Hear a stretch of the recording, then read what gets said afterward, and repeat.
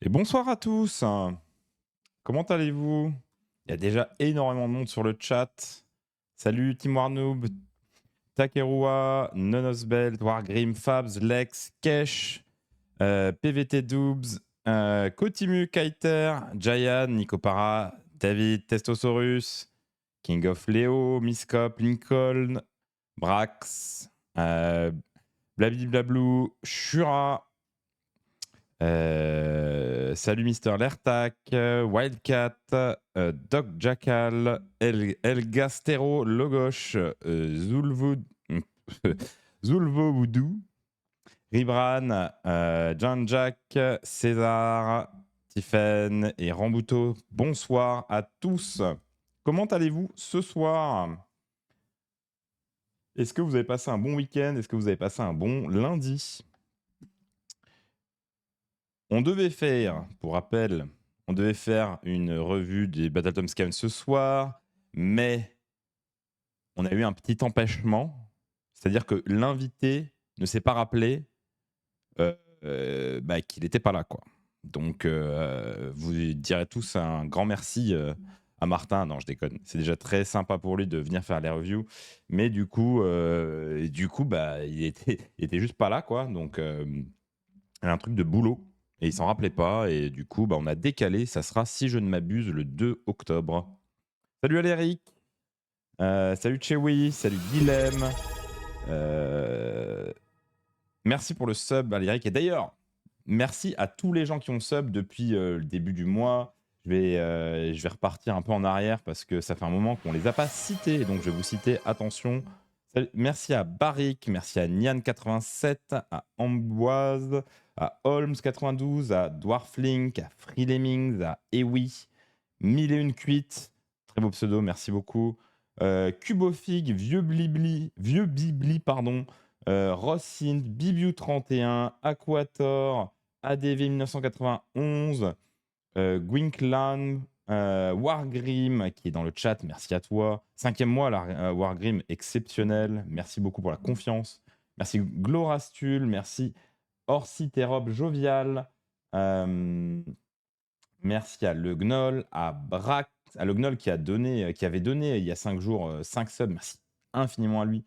Merci à Brax, merci à Dommage79, à Stéphane77, à Crulin, à Gibmods Please, à Podolook, merci à Team AOSSE, au Roi des Mouettes, à Noots, à Weirlich, à Takapuche, à Lex le Silex, à Is4til et à Aléric. Merci beaucoup à tout le monde. J'ai une excellente nouvelle à vous annoncer. En début de mois, je vous expliquais que pour passer un palier dans Twitch, il fallait qu'il y ait 100 subs non prime pendant 3 mois d'affilée. Ça avait été le cas en juillet, ça a été le cas en août. Et je suis très heureux de vous dire qu'on les a dépassés ce soir. Donc ça sera le cas en septembre. Et du coup, on va dépasser ce palier des 100 subs grâce à vous. Merci infiniment. C'est déjà une première milestone et ça fait extrêmement plaisir. Merci beaucoup à tous. Vous êtes incroyables. Merci à tous. Bravo à toute la commu, c'est ça. D'autres nouvelles. J'ai eu un message hyper mignon de Bachot et de Lex qui sont allés à leur premier tournoi ce week-end, qui ont dit qu'à la suite d'avoir regardé les streams, ils s'étaient motivés, ils sont allés dans un 2v2 à Wargame Spirit. Bah, bravo à eux, et a priori, ils ont adoré. Donc ça fait extrêmement plaisir de recevoir ce genre de message. J'ai régulièrement des gens parmi vous qui m'envoient des messages pour me remercier, pour me donner des conseils, pour me dire des choses. Et ça fait extrêmement plaisir. Et moi, ça me sert énormément. Même si vous avez des conseils, des choses que vous n'aimez pas, n'hésitez pas. En tout cas, merci beaucoup à tout le monde. Et bravo à Bachot et Alex qui ont fait leur premier tournoi en 3 rondes. Ils ont gagné une game et perdu 2. Mais quand même, première victoire en tournoi. Bravo à eux.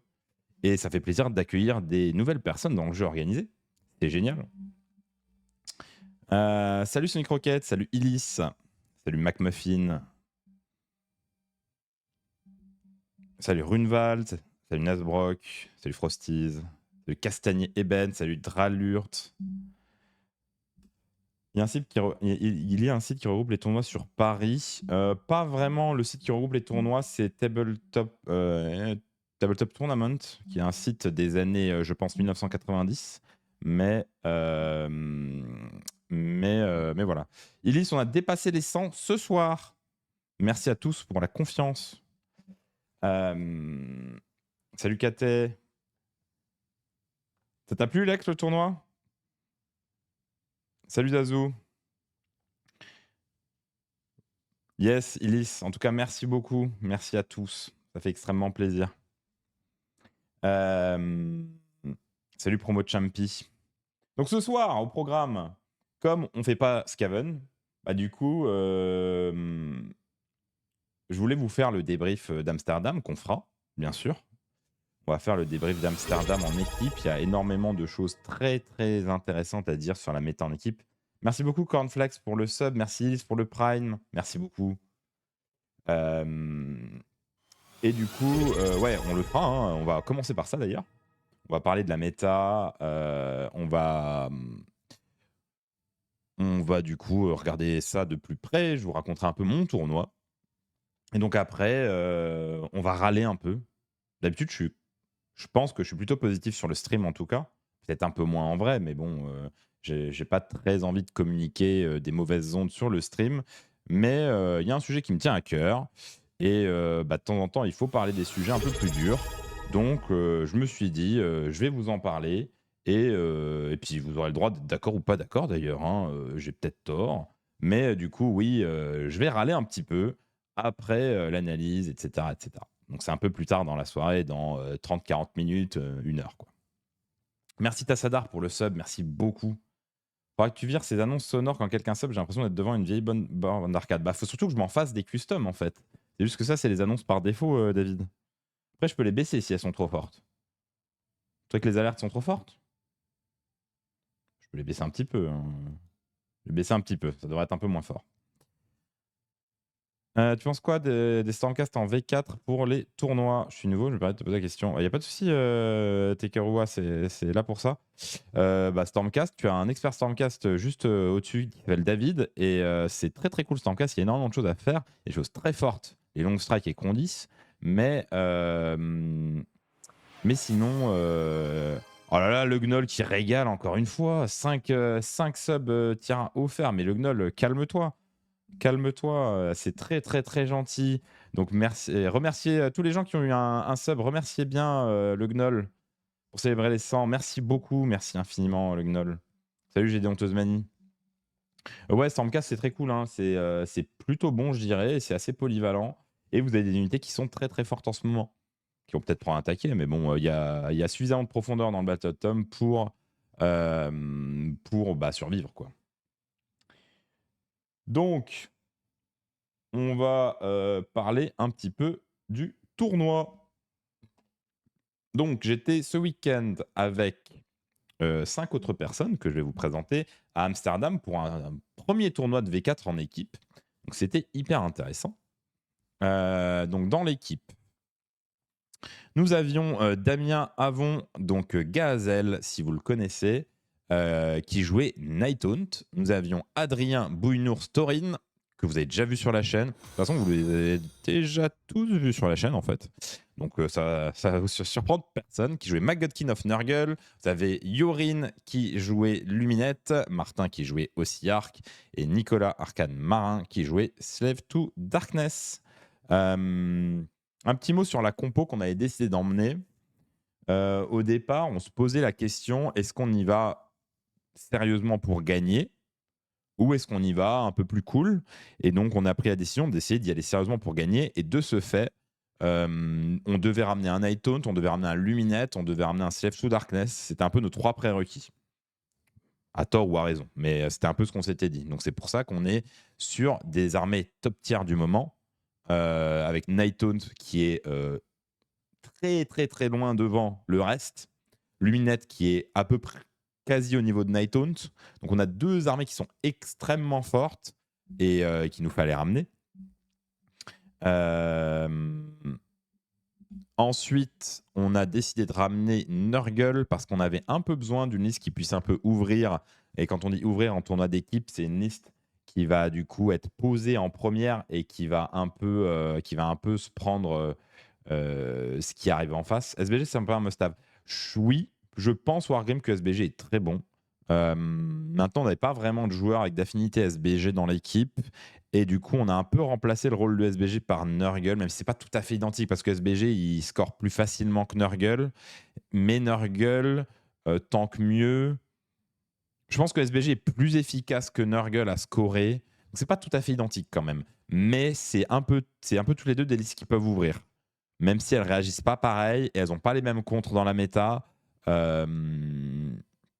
Donc, c'est pas tout à fait pareil. Mais oui, SBG, c'est très très fort. Et effectivement, c'est pas le même scénario.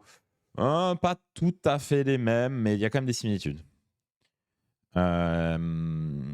On a choisi de ramener un Ossiarch Bonreport parce que c'est très fort en ce moment. Et moi, j'ai choisi de ramener Blade of Corn parce que je trouve que c'est plutôt bon. Même si les stats suggèrent l'inverse. Et c'est surtout qu'en team, Korn peut éviter les match-ups qui sont très durs la plupart du temps.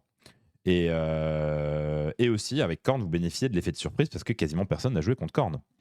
Donc, et vous allez voir quand je vous expliquer un peu le déroulé du tournoi que ça m'a énormément bénéficié. Voilà. Donc, pour vous résumer un petit peu le contenu des listes en quelques mots, notre Nighthaunt, bon, on s'en fout. On s'en fout. Un Nighthaunt peut être quasiment ce qu'il veut dans une liste, ça sera très fort, mais grosso modo, il avait Reknor, 2 fois 20 Geist, 2 fois 6 X-Vrace, 2 fois 10 X-Vrace, pardon. Reknor, j'ai déjà dit. Puis après, des bricoles, dont des Dreadblade Arrow, quoi, grosso modo. En Nurgle, il y avait un Guo, des Plague Bearers, des drones, Horticulus, une mouche, une bête, pardon. Luminette, c'était vent plus montagne, donc avec Avalenor et Distant Guard.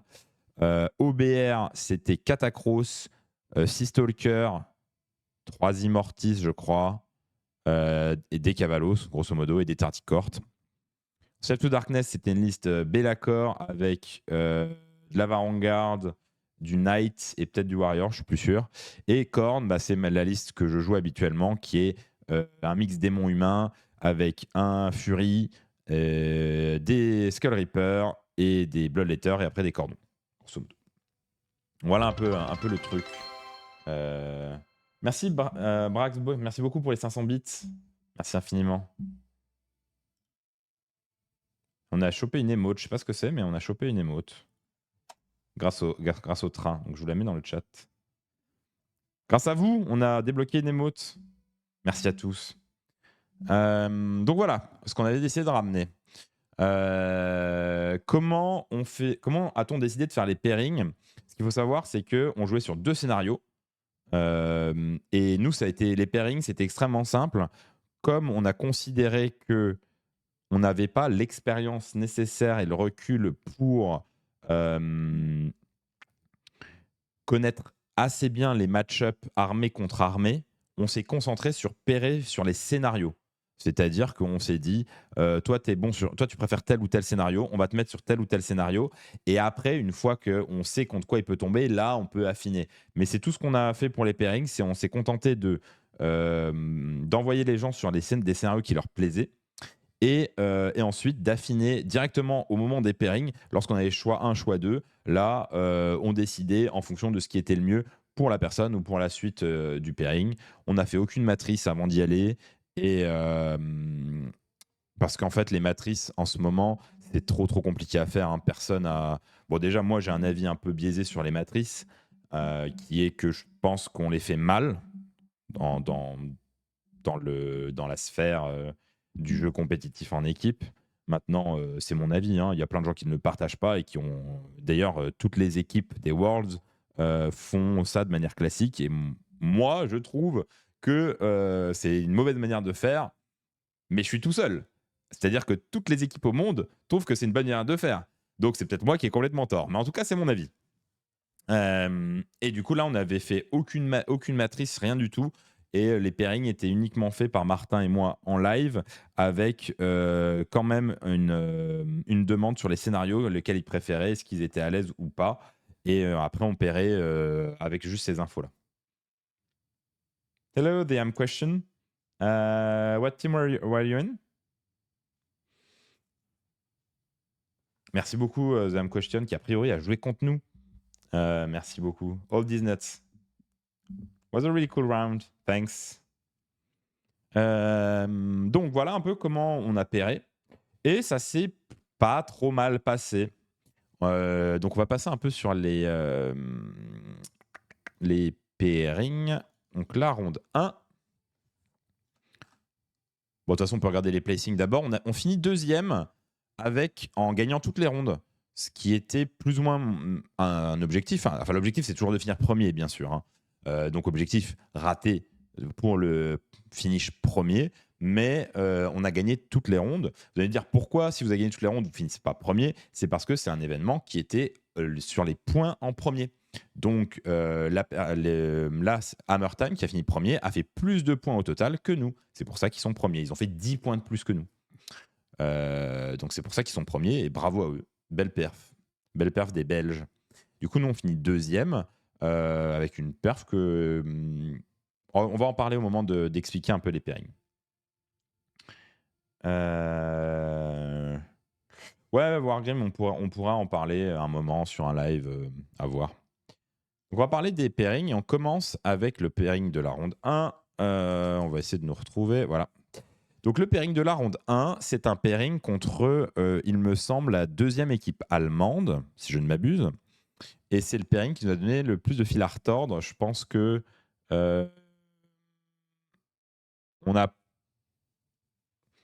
Je pense déjà que personne n'était chaud, c'est-à-dire qu'il faut souvent des games de chauffe, si vous voulez, et on était tous un peu à froid. Et du coup, c'est pour ça qu'on a galéré déjà dans les parties. Et il est possible aussi qu'il y ait eu quelques problèmes au niveau des pairings,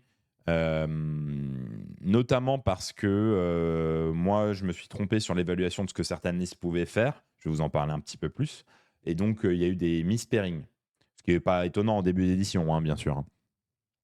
Mais il faut savoir aussi qu'il y avait une part d'aléatoire dans la manière de pairer, et donc du coup, on a composé avec ça. Donc on gagne la ronde. Alors ce qui est intéressant, c'est qu'on gagne la ronde 129 à 111, mais on fait que 2 wins, 1 draw et 3 lose. C'est intéressant. Donc qu'est-ce qui se passe dans les pairings? On a notre Slave to Darkness contre Gloomspite Gitz, qui jouait des trolls, une liste troll. Et en fait, là, déjà, je pense que c'est ma première erreur, c'est que j'ai pairé la liste Slave to Darkness de Nico comme la liste que moi je joue avec Archaon. Et en fait, moi, contre Archaon, contre les trolls, normalement, je m'en sors pas mal. Même si c'est pas forcément évident, je m'en sors. Mais du coup, en fait, sa liste fonctionne pas pareil. Et du coup, il a galéré de fou et il se retrouve à se faire défoncer sur le match-up. Ça, c'était un peu une erreur de pairing. Et aussi, je pense que c'était il était pas très chaud sur sa liste. Ça faisait un moment qu'il n'avait pas joué. Et je pense que cette première game, il n'a pas joué à 100%. Et c'est ce qu'il m'a dit aussi, c'est qu'il était monté en puissance au fur et à mesure du tournoi. Enfin, qu'il était monté en niveau sur sa liste au fur et à mesure des tournois. Il s'était chauffé au fur et à mesure des tournois. Donc c'est pour ça, grosso modo. Il y a des gros scorings sur les deux côtés. Oui, alors, faites très attention. Les gros scorings, ils arrivent très vite. C'était la manière de scorer qui était un peu différente dans ce tournoi par rapport à ce qu'on peut trouver en France. On scorait 2 fois plus vite dans ce tournoi.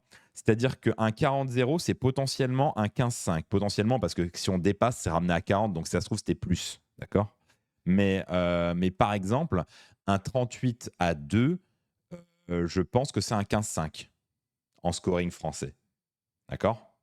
Donc, c'est pour ça que vous allez voir des scores un peu plus extrêmes. Mais en fait, c'est beaucoup. Si vous prenez le scoring français, c'est plus rapproché.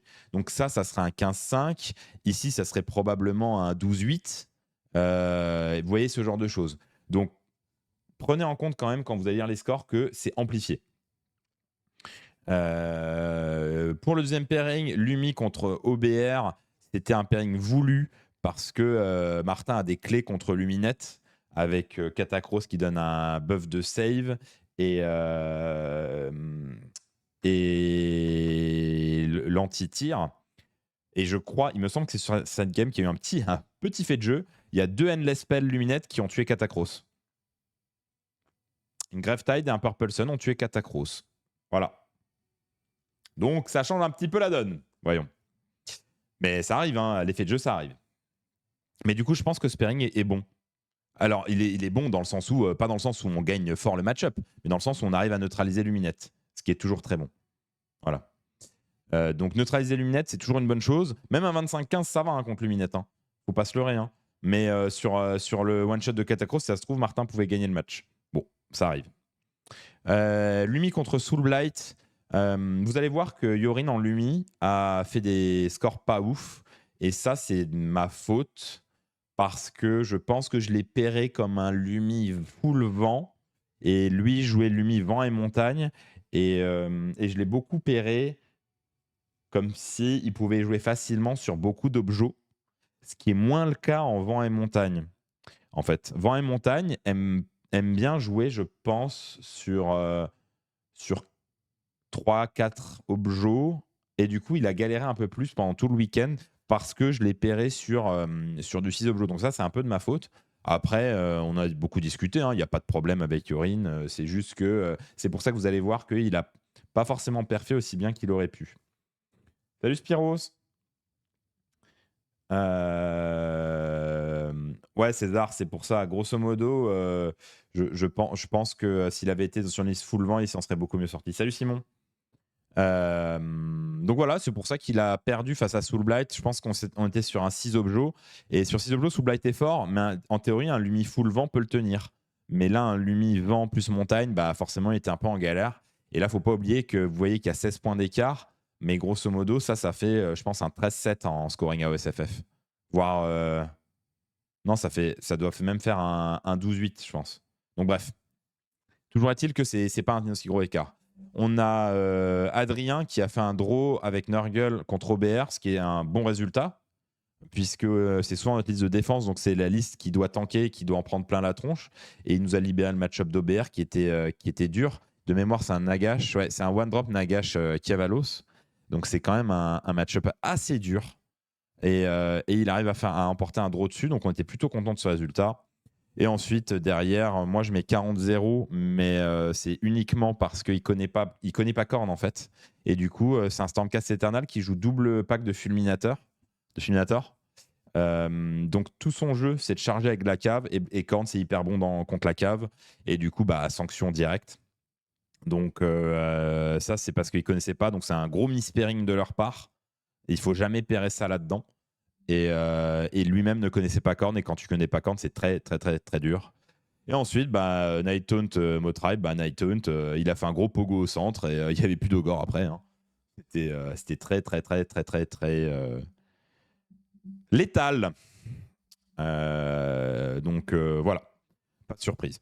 Donc, grosso modo, ici, c'est plutôt un mispairing de notre part. Très content des 3 derniers matchs là. Je pense qu'ils sont pairés correctement. Le match OBR Lumi, je pense qu'il est pairé correctement. Il y a eu un petit fait de jeu.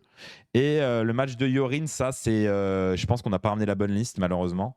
Mais bon, c'est la vie. Voilà. Et le match de Nico, c'est un mispairing aussi. Bon, voilà, j'en ai parlé. Deuxième ronde. On joue contre Henry for President. Sur la ronde, on décide du coup de pairer Ossiark dans Cruel Boys. Donc, même logique, hein, Martin, tout ce qu'il tire, il gère bien. Et je pense qu'on l'avait mis sur un scénar correct pour lui, mais je sais plus. Et du coup, bah, il gagne, donc très cool. Yorin, on le met contre Zench. Il faut savoir que on le remet encore sur un scénar à beaucoup d'objets. Encore une fois, hein, ça va être pareil tout du long. Un peu un mispairing de ma part. En demandant beaucoup trop à la liste par rapport à ce qu'elle peut faire. Et du coup, bah, galère contre Zench, hein, c'est normal. Yorin qui se fait un peu latter par Zench, mais il n'y a pas trop de lézards là-dessus. C'est un mispairing. Donc ça, c'est un pairing perdant pour nous. Ensuite, moi, je joue contre Soulblight et je mets 40-0. Encore une fois, c'est une liste Soulblight full cave. Donc, faut jamais mettre de la cave dans Korn. Et surtout, il ne connaissait pas Korn. Vous allez voir que c'est un leitmotiv. Hein. Sur toutes mes games, ça va être quasiment ça. Et du coup, je mets 40-0 parce que sanction contre la cave. La liste d'Adrien, c'est Guo. Bon, on va regarder vite fait. Voilà. C'est Guo, Spoilpox, Slow-Pity, Plague-Bearer renforcé, Plague-Bearer pas renforcé, Plague Drone, Horticulus, Bête. Voilà. Donc ensuite, Adrien met 36-4 à Lumi.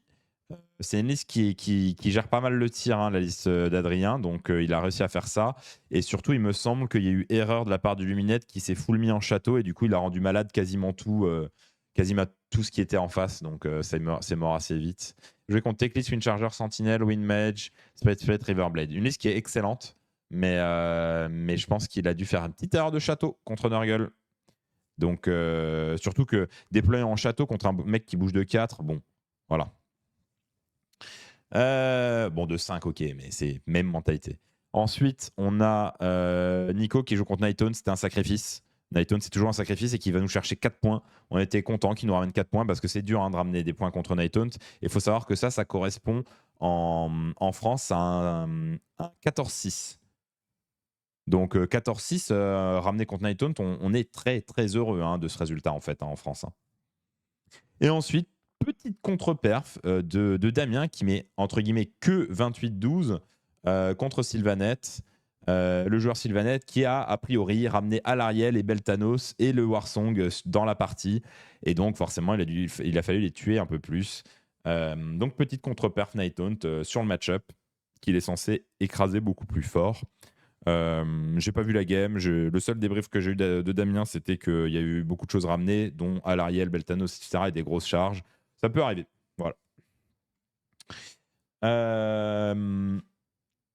Ensuite, donc globalement, juste pour résumer, j'étais plutôt content de cette ronde. Les mauvais pairings, en fait, le pairing raté, c'est le pairing de Yorin, comme ça va être un peu le leitmotiv dans l'ensemble du tournoi. Désolé Yorin. Désolé Yorin. Mais sinon, le reste, j'étais vraiment content des pairings qui ont été faits. Même sans ça que c'était un sacrifice, hein, j'en étais content quand même. Et aller chercher 4 points, c'est vraiment beau. Donc plutôt content. Troisième ronde, on joue contre All These Nuts.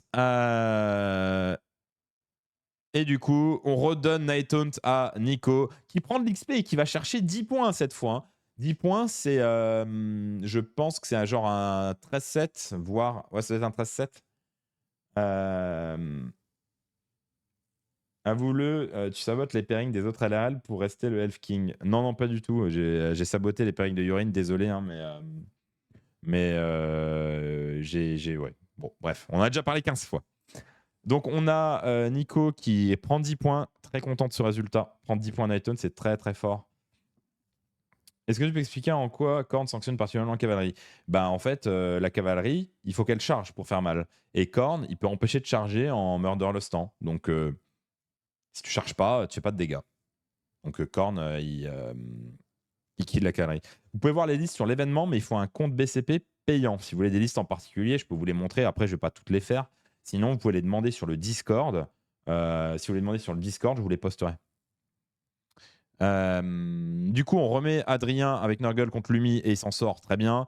On met Martin dans le match-up miroir OBR et l'autre avait Nagash full Cavalos.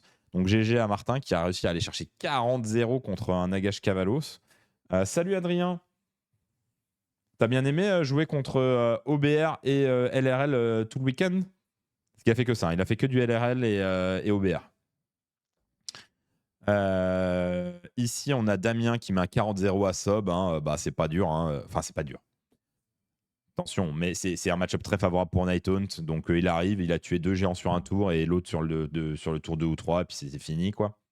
Donc, ça va très, très, très, très vite. Moi, pareil, je joue contre la même liste Soul Blight qu'auparavant, qui est une liste cavalerie avec Korn. Quelqu'un qui ne connaissait pas. Et encore une fois, quelqu'un qui ne connaît pas et qui joue une liste cavalerie, c'est quasi injouable contre Korn. Sachant que à chaque fois, je mets 40-0, mais en fait, c'est vraiment des scores pile-poil. Donc, c'est un 15-5. Je ne mets pas un 20-0 en scoring français. Hein. Attention, hein. C'est un 15-5. Donc, vous attendez pas à ce que Korn mette des gros scores. C'est pas le rôle de Korn. Ça, c'est un 15-5 contre quelqu'un qui ne savait pas jouer contre la faction et qui ramenait un truc contre lequel Korn contre les choses. Donc, commencez pas à penser que Korn, c'est aussi fort que Nighthaunt, etc. C'est pas le cas. Et en dernier, on a Yorin qui fait sa première victoire du week-end. Bravo à lui. Il joue Lumi contre Save to Darkness et il l'emporte. Donc là, globalement, on cap l'équipe. C'est un cap à 180. Donc, on était très, très content de ce résultat. En ronde 4, on joue contre l'autre équipe allemande. Et je pense que c'était... Ah, j'allais dire que c'était notre game la plus dure, mais non, c'est pas forcément vrai. Ça dépend. Moi, je joue contre Slave to Darkness. Donc, une liste avec Sylvanguard, Be'lakor, 2x5 Chaos Knight, des Furies et un sorcier. Et je perds 17-23. Le match-up n'est pas évident parce que certes, c'est de la cavalerie, mais il a accès à la charge à 3d6. Et du coup, la charge à 3d6, ça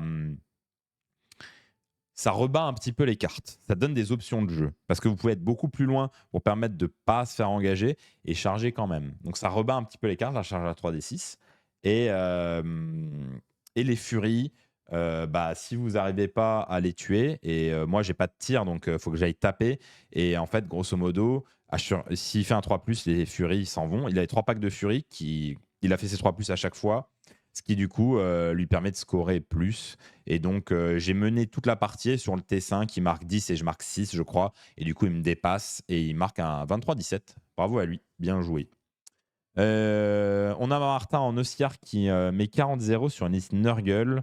Donc bravo, hein, ça je sais plus ce qui s'est passé dans cette partie, mais bon, en tout cas, bravo à Martin. On a Yorin qui a gagné contre Soulblight. Encore une win de Yorin qui avait perdu, je crois, contre Soulblight en game 1 et du coup là qui prend sa revanche. Donc il y a aussi, je pense, un peu step up sur le tournoi parce qu'il n'avait pas beaucoup de games à son actif et donc ça fait vraiment du bien d'enchaîner les games en tournoi. Donc voilà. On veut voir la liste Ido. La liste Ido qui a gagné contre Nico en Slave to Darkness. Donc la liste Ido, c'est un Eidolon, 6 Muren, 5 Muren, des Rivers, un autre Eidolon, donc un Eidolon sorcier, pardon, un Eidolon de CAC et beaucoup de Muren, grosso modo.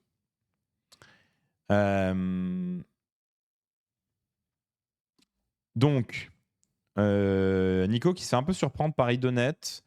Je n'ai pas discuté de ce match avec lui. Je ne sais pas si c'est vraiment un match. Après, il faut voir que 14-26, ça fait 8 points. Ça fait 6, ça fait 12 points d'écart, ce qui correspond en un 13-7, normalement, en scoring à OSFF. Non, je raconte de la merde. Attendez, ça fait. Non, pardon, ça fait un 12-8.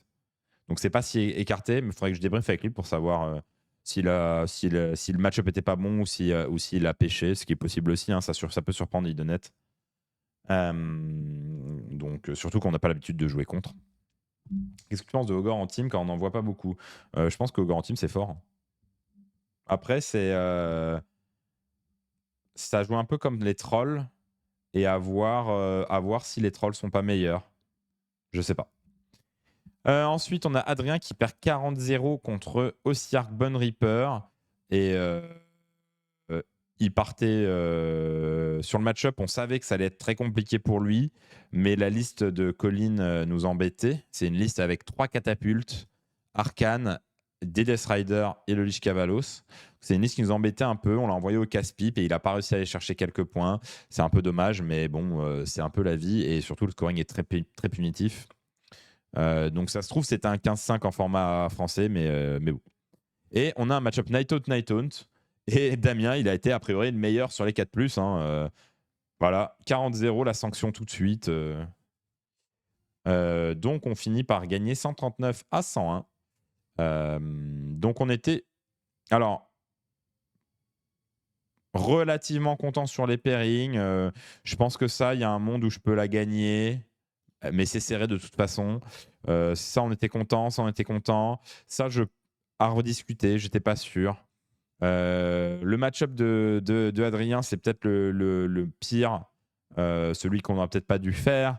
Mais en même temps, on ne savait pas trop quoi lui donner à Colin. Donc, il faudrait voir s'il y avait d'autres options. Peut-être qu'il y avait d'autres options. Nighton, c'est full gamble. Si on avait pu éviter, on l'aurait évité. Mais c'était le random de fin. Ensuite, ronde 5, on joue contre les Belges. Les Belges, ils ont ramené... Du coup, on a mis Adrien contre leur joueur Luminette. et qui fait encore une belle perf. Hein. Pour rappel, Luminette, c'est une faction top tier, donc faire un 22-18, ça correspond à 11-9 en scoring français. C'est très très bon hein, d'avoir quelque chose qui vous permet de grappiller 9 points sur les 20 contre Lumi. C'est très très bon, on prend ça tous les jours. Ensuite, on a Yorin qui se fait un peu surprendre par Stormcast Eternal. Mais après, c'est bien, il a pu voir le match-up. Je pense qu'il peut la gagner. Il me semble qu'il y a eu un petit fait de jeu aussi. Après, vous savez, hein, les faits de jeu, ça arrive et il y en a probablement plein dont j'ai pas parlé. Hein. Donc, nous, il y en a dans les deux sens tout le temps. Hein. C'est juste que moi, je me souviens juste de ceux contre nous parce que c'est toujours plus facile de se souvenir de ceux contre nous. Mais n'oubliez pas qu'il y en a dans les deux sens tout le temps. Donc, c'est pas un reproche sur le fait qu'il y ait eu des faits de jeu ou quoi que ce soit. C'est juste pour expliquer peut-être des choses qui sont arrivées. Quoi. Mais il me semble qu'il y a eu un petit fait de jeu qui aurait pu débloquer un peu le match-up. Mais bon, bref. Là, on a Martin qui tank Nighthaunt. Donc 25-15, c'est très bon contre Nighthaunt. Et derrière, on a Nico qui joue contre Antoine Dumont. Excellent joueur belge. C'est tous des très bons joueurs, hein, bien sûr. Antoine Dumont qui est peut-être à mes yeux le meilleur joueur belge. Peut-être. Après, là, tous les autres joueurs belges vont me tomber dessus. Mais en tout cas, il est excellent. Et du coup, ça ne me surprend pas avec sa liste. Il avait fait une liste Nagash, Cavalos et Lich Cavalos. Ça ne me surprend pas qu'il ait pu surprendre Nico qui n'avait pas tant d'entraînement et qui ne connaissait pas trop le match-up. Donc ça me surprend pas du tout qu'il ait pu surprendre Nico. Ou même que le match-up soit juste pas positif du tout et que là, on soit voté au pairing. Hein, ça peut arriver. C'est quoi la liste Stormcast? La liste Stormcast, c'est Bastien, pack renforcé de Palador, pack renforcé de Long Strike, Relictor, Prosecutor renforcé, Requiem renforcé, Night Arcanum, Griffon.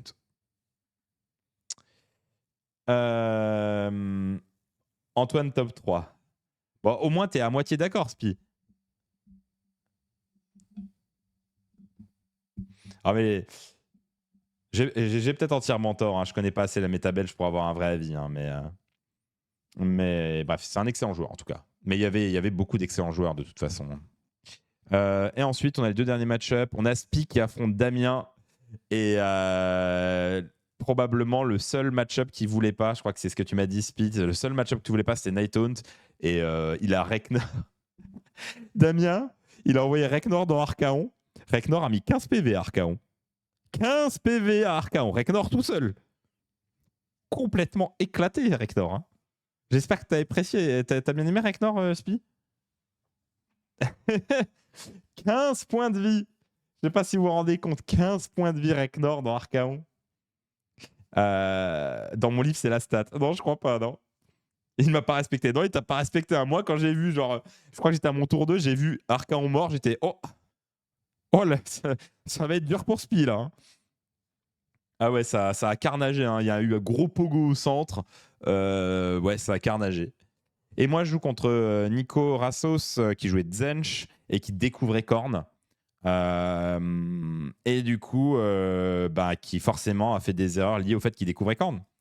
Il a envoyé par exemple, une erreur toute con. Hein, quand tu découvres Korn, il a envoyé son Duc du Changement faire une tactique assez proche de moi. Mais en fait, il n'avait pas capté que je pouvais auto-unbind son téléport de son prochain tour. Et donc, au tour d'après, il a essayé de téléporte. Bon, j'ai réussi à l'unbind sans auto-unbind. Mais dans l'absolu, j'aurais pu lui dire non, tu restes là, juste avec mes 2 points de dim. Du coup, là, je l'auto-unbind. Du coup, j'envoie le buveur dedans. Et puis derrière, je zigouille son Lord of Change gratos T2. Donc, ça, c'est très, très dur. Et du coup, ouais, tu connais pas Korn, c'est sanctions très, très rapides. Donc on tombe sur un 40-0 aussi. Et donc, c'est un peu un leitmotiv de mes games. Hein. C'est beaucoup de joueurs qui connaissaient pas Korn. Et donc, je pense que le match-up, quand. D'ailleurs, ça fait un 15-5 hein, en scoring à OSFF. Hein. Ça fait un 15-5. Oui, je peux vous montrer la liste si vous voulez. Voilà. Ça fait un 15-5. Mais il faut voir que si les joueurs savent jouer contre Korn, ça va beaucoup réduire. Est-ce que tu peux auto-unbind après avoir fait un jeu d'unbind? Oui.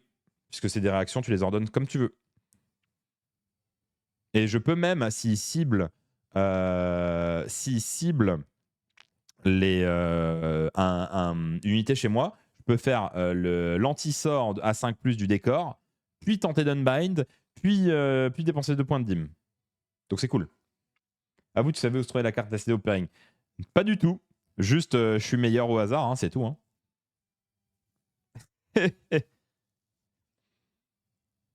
L'auto-unbind, on fait une erreur de sémantique, c'est pas un unbind. Si, c'est un unbind, David.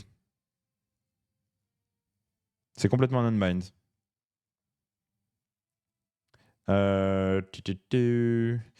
Donc voilà pour la game 5.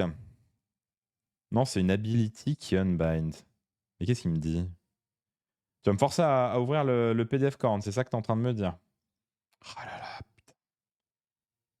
C'est une ability qui... Mais je comprends pas ce que tu essaies de me dire. Je comprends pas ce que tu essaies de me dire. Mais on va voir le PDF Corn.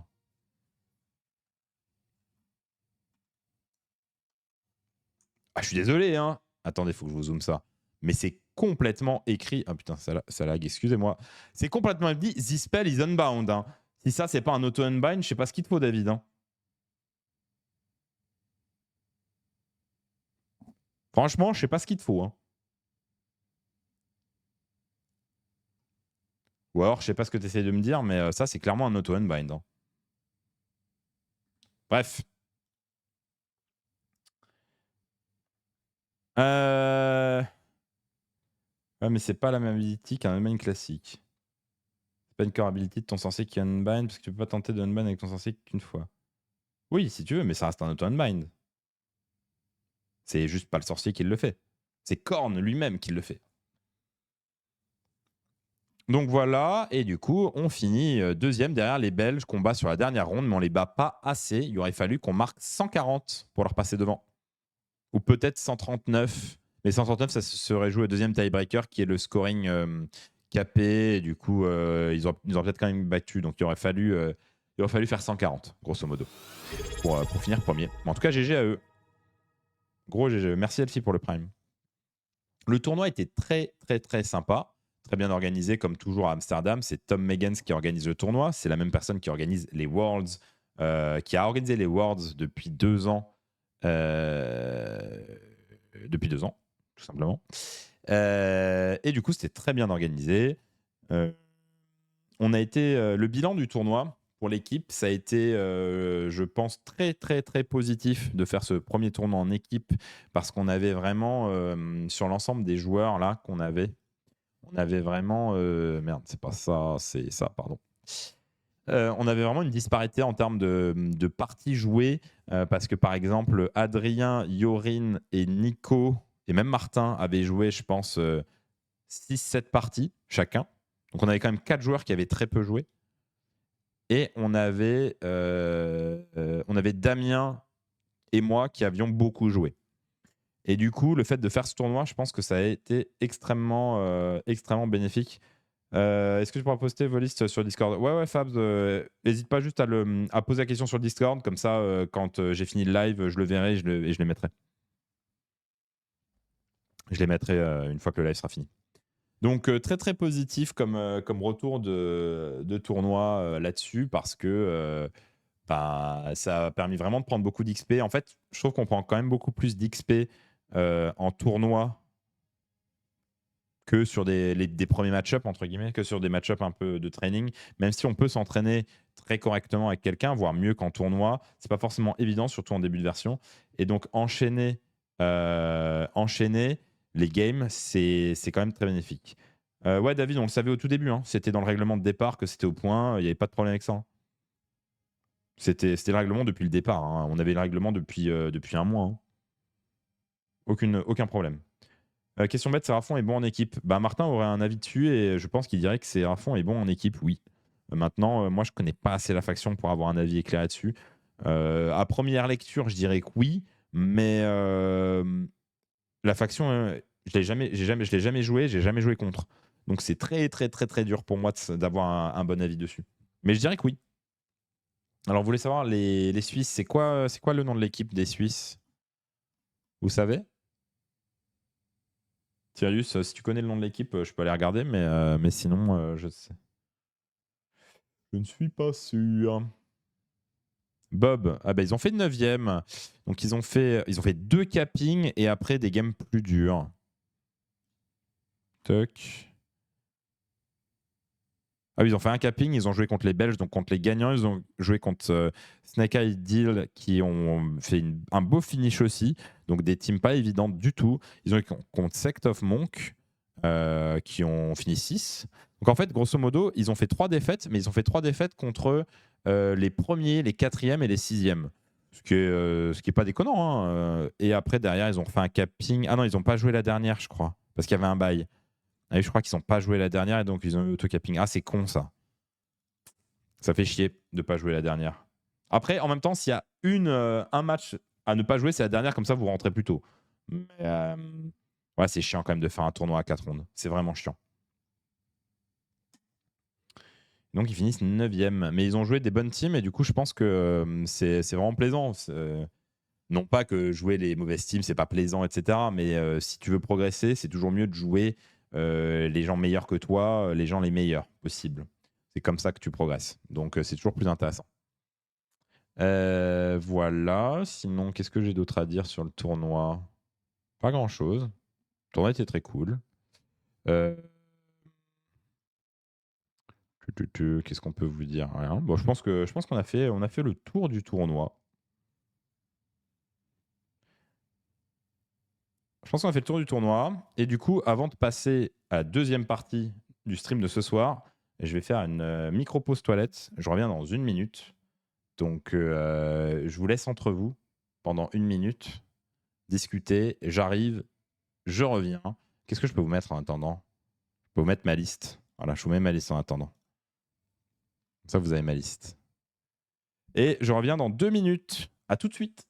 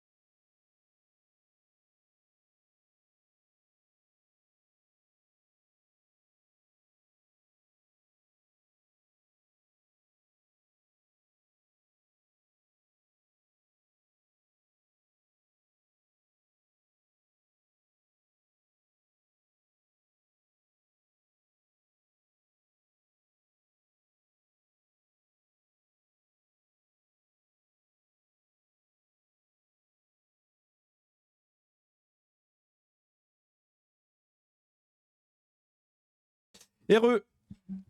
Alors, avant de râler, j'ai oublié, on va finir de parler de la méta team. On râlera dans 15 minutes. Et parce que c'est important, parce que ça concerne. C'est important d'avoir un contexte de la méta team, puisque ça concerne un petit peu ce dont on va parler après. Vous m'entendez? Ouais, nickel. Donc, salut Frogold, un vrai plaisir de te rencontrer aussi, c'était très sympa. Ça fait toujours plaisir quand il y a des gens qui viennent voir et on discute et on rencontre les gens du live. Merci beaucoup d'être venu, c'est toujours très cool. Même si en tournoi c'est un peu speed entre les rondes parce qu'en fait, tu as le temps de rien. Donc les rencontres sont toujours un peu speed, mais merci d'être venu, hein. Franchement, ça fait trop, trop, trop plaisir. Donc oui, on a dit, je voulais parler de la méta team. La méta team, donc on va prendre comme illustration ce premier gros tournoi en équipe où les gens venaient quand même pour gagner, parce qu'il y avait 6 golden tickets à la clé. Pas toutes les teams venaient pour gagner, mais on avait quand même beaucoup de teams qui venaient pour gagner, pour faire une belle perf et pour s'entraîner aussi au tournoi en équipe. Et du coup, on va regarder un petit peu qu'est-ce que les gens ramènent dans ce type de tournoi. Et pour ce faire, on va regarder les placings des joueurs individuels. Alors, l'important, c'est pas les noms, c'est les armées. D'accord. Surtout que je termine à 4 heures à l'issue du tournoi 6e équipe pour une première participation inter à 4-1. Ouais, d'accord. Je trouve ça vraiment bien, surtout en faisant des équipes internes. Donc, c'était un vrai plaisir. Bah ouais, trop bien. Donc, qu'est-ce qui est intéressant si on regarde Nighthaunt, Zench, Nighthaunt, Lumi, Nighthaunt, Ido, Lumi, Ossiarch, Lumi, Sylvaneth, Save to Darkness, Soulblight, etc. Bon, on voit déjà que la méta est dominée par 2 factions. C'est à la surprise de personne, mais ça confirme quand même beaucoup les choses. On voit que tous les tops. On voit que Nighthaunt est présent 1, 2, 3. 3 fois là dans le top 5 et Lumi est présent 1, 2, 3 fois dans le top 9. Donc sur les 9 premiers, vous avez 3 Lumi, 3 Nighthaunt. Et je suis nouveau à 40k et j'aurais besoin de conseils. J'aime bien les Blood Angel et j'aimerais bien avoir juste une petite escouade d'Astartes pour commencer, mais je ne trouve rien en vente. Est-ce qu'il faut acheter des Space Marine de base et les peindre en rouge? Je comprends pas trop ta question, Boscara. Mais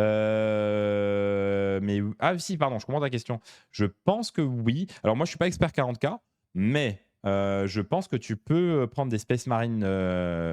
Si je ne m'abuse, les gens qui connaissent 40k, est-ce que si vous jouez Blood Angel, vous achetez des boîtes de Space Marine de base et les peindre aux couleurs Blood Angel, ou est-ce que vous avez des choses dédiées? Moi, je pense qu'il y a les deux. Il y a des choses dédiées et il y a des escouades de base que vous pouvez peindre de la couleur adéquate. Donc je il y a des unités Blood Angel exprès, mais tu as les Space Marine de base aussi. Voilà. Merci le chat. Donc voilà, Boscara. Il y a des unités des Space Marine de base que tu peins aux couleurs des Blood Angel. Et tu as des unités spéciales pour les Blood Angel. Donc, on voit que la méta team est quand même dominée très fortement. Hein, très très fortement. Hein, parce qu'en toute honnêteté, vous voyez les scores. Hein, les scores de Lumi et de Nighthaunt, c'est quand même très. C'est des gros scores. Hein. Bon, là, il y a eu un petit hic, hein, mais on a quand même des très gros scores sur du Lumi Nighthaunt. Hein, et des perfs vraiment très très élevés. Donc, on voit quand même que la méta, elle est extrêmement dense, extrêmement dominée par Lumi Nighthaunt. Donc ça, déjà, globalement, c'est quand même un petit problème. Parce que ça veut dire que dans toutes les équipes, il faut ramener un Nighthaunt à Luminette. C'est hyper boring. Personne n'a envie de jouer contre parce que c'est très fort. Et du coup, on sait que tu as, entre guillemets, tu as déjà 2 match-ups qui sont gagnants-perdants. Et donc, la seule chose qu'il faut essayer de voir, c'est qu'est-ce que tu mets dedans pour pas trop perdre. Voilà. Donc, ça, déjà, c'est chiant. Et en plus, ensuite, on a vu qu'il y avait quelques armées qui perfaient globalement au-dessus, notamment Gloomspite Gitz, on a plusieurs qui ont bien perfait. OBR, ça a bien perfait. Là, on voit encore un Gloom. Donc, et on voit pas mal de Slave to Darkness qui sont en 4-1, donc qui ont bien perfait aussi. Donc, on voit quand même qu'on a une méta avec des choses vraiment très très fortes. Est-ce que Team, ça suffit 2 vs 2? Pas du tout. Team, ça reste du 1 vs 1, mais 8 fois. Tu es en équipe de 8 et tu fais 8 1 contre 1. List Nighthaunt et Lumi se ressemblent-elles? Nighthaunt, oui. Lumi, moins. Lumi, en fait, il y a tellement tout qui est bon dans le bouquin que c'est très varié. La liste de Paul, par exemple, qui nous a fait de la poésie. Hein. Paul, c'est le poète. Regardez-moi ça. Ah bah, je peux pas vous la montrer. Ils l'ont caché tellement c'était de la poésie. Voilà, c'est bon. Regardez-moi Paul, ce poète. Paul, c'était dans le chat. Voilà, de la poésie luminette. Je n'en dirai pas plus. Donc, vous avez des listes comme ça. Mais vous avez aussi des listes. J'imagine que lui, il sera potentiellement autrement. Ah, ça bug à chaque fois? Il ne veut pas me le donner? Voilà. Bah lui, il a fait une liste complètement différente. Il a fait une liste avec du vent, avec des sentinelles, un peu de Dawn Rider, des Riverblade et les jumeaux. Donc vous voyez qu'en Lumi, c'est assez varié. Il y a tout qui est très fort, ce qui est une dinguerie. Hein. C'est rarissime qu'on trouve un bouquin où tout est très fort. Et autant en Nighthaunt, tout est très fort parce que l'allégeance au global est très forte. Autant en Lumi, tout est très fort parce que individuellement, chaque truc est très fort. Ce qui est fou. En vrai, c'est fou. Donc voilà un peu pour la question. Donc on se rend compte que grosso modo, en team, vous allez ramener Lumi sur une team de 8. Hein. Vous allez ramener Lumi, Nighthaunt, probablement Ensuite, c'est des probas, mais c'est des probas fortes. Probablement Gloomspite, probablement Ossiark et probablement Slave to Darkness. Ça veut dire que grosso modo, si vous voulez gagner votre tournoi, la flexibilité de la team, c'est 3 matchs. C'est 3 listes. Voilà, c'est votre flexibilité. C'est pas extrêmement intéressant hein, comme jeu.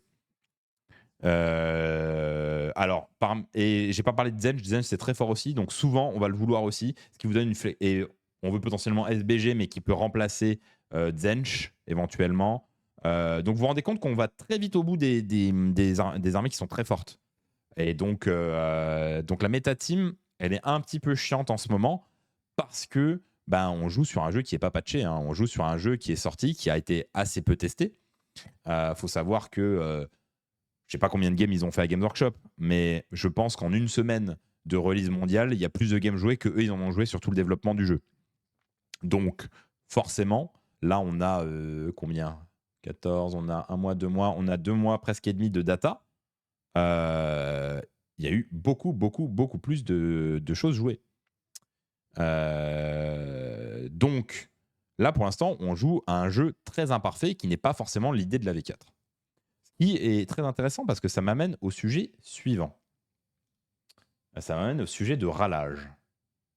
Parce qu'on aime bien râler. Donc, comme beaucoup l'ont deviné, on va parler du Battle Scroll. Plusieurs infos déjà. On a eu l'annonce par Warhammer Community que le Battle Scroll sortait cette semaine. Warhammer Community a dit ça sort cette semaine, donc voilà. A priori, ça sort les jeudis, donc ça serait peut-être jeudi. Probablement jeudi. Première chose. Donc ça, vous gardez ça en tête.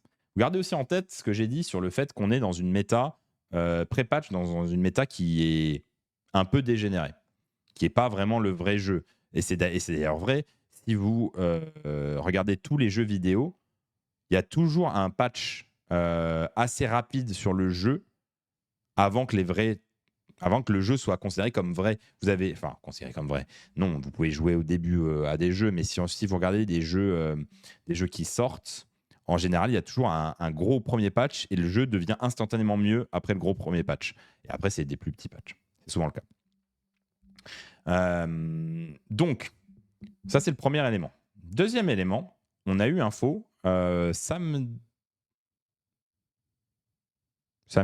il y a une semaine, je crois. Ouais, il y a une semaine. C'est ça. Samedi, il y a une semaine, des Worlds de cette année, des Worlds en team de cette année, qui auront lieu en Autriche, mais surtout, ils auront lieu, c'est ça qui est le plus important, ils auront lieu le 30 avril. C'est extrêmement tôt. Et je vais continuer à développer pourquoi c'est tôt et pourquoi c'est un problème. D'ailleurs, on peut peut-être repasser là-dessus pour l'instant. Hop, voilà. C'est très tôt parce que les Wars de 30 avril, ça veut dire que le cut des listes, ça sera le 30 mars. D'accord ?